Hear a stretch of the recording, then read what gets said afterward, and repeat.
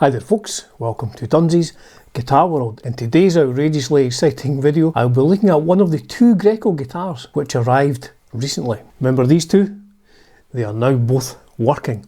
So the one I'm going to be looking at today is the one that has not been as mistreated as the other one.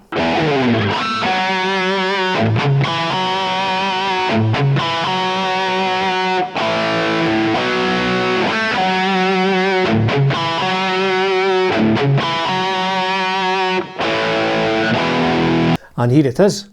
I have to say I'm enjoying playing this. It's ended up sounding really good. I did not have to do that much work to it to get up and running. It certainly is not in as bad shape as the other one.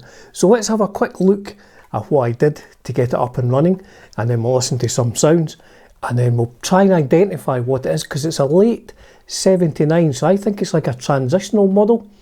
And then finally at the end of the video, apologies in advance, there is a bit of a whittle, I think for about 3 minutes. So let's look at what I had to do to get this up and running. So let's get the strings off at super quick speed. And then I think we'll take the pickguard off, we'll see what's underneath the hood. Again, very quickly.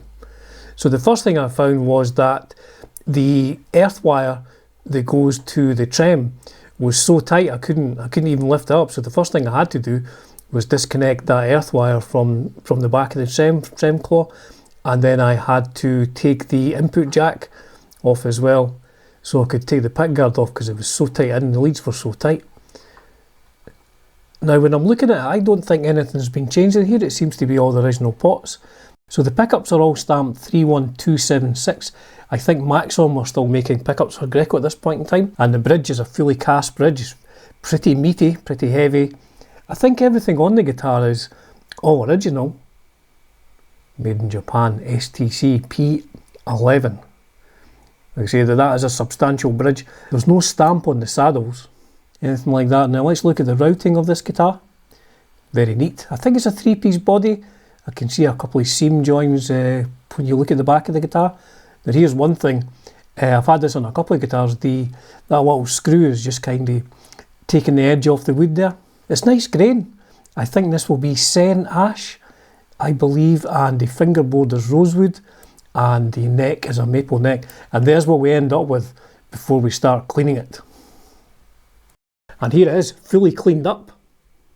It does have nice grain in this. I'll try and get some pictures outside later so you can see the grain on that, but it's a nice looking guitar. I said in my earlier videos, I'm not the keenest on this sort of shade of sunburst in the black pickguard. I tend to like white pickguards, but I may be persuaded with this. I think it looks really cool. This is obviously not the original trem arm with the white tip on it. So the pickups 31276 by Maxon. What do they sound like? Well, let's listen to some clean sounds and then some with a bit more overdrive.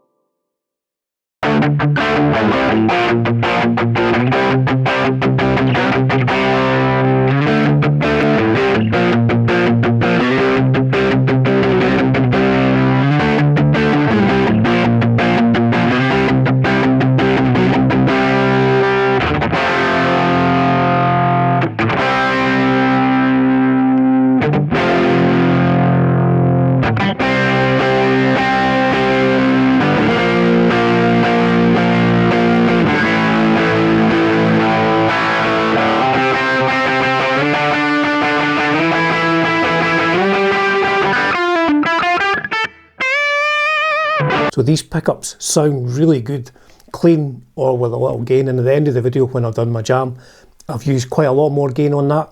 So that was like a Roland JC120, some Fender amps, and then a Marshall amp.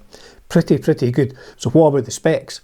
Well, the nut measures 42mm. The guitar is quite light, I have to say. It's just over 7 pounds in weight. Very comfortable. It's quite a slim neck. Here's the neck profile at the 1st fret and the 12th fret. Definitely thinner than a Les Paul. But it's funny, I get used to playing, you know, within about 5 minutes. You know, I have a preferred neck shape, but, you know, I can play anything apart from maybe like an Ibanez wizard neck. That's just too skinny for me. So what did I do to get it in this state? I really did not have to do that much at all. I just took it all to bits, as you saw in that earlier part of the video, cleaned everything up, I polished the frets, oiled the fretboard, put contact cleaner on the electrics, and that was it. I mean, it must have taken me about, I don't know, about 2 or 3 hours just to do the whole thing. And here it is. So what is it? Well, it has a 3-bolt neck and a 1979 serial number, which to me was a little bit strange.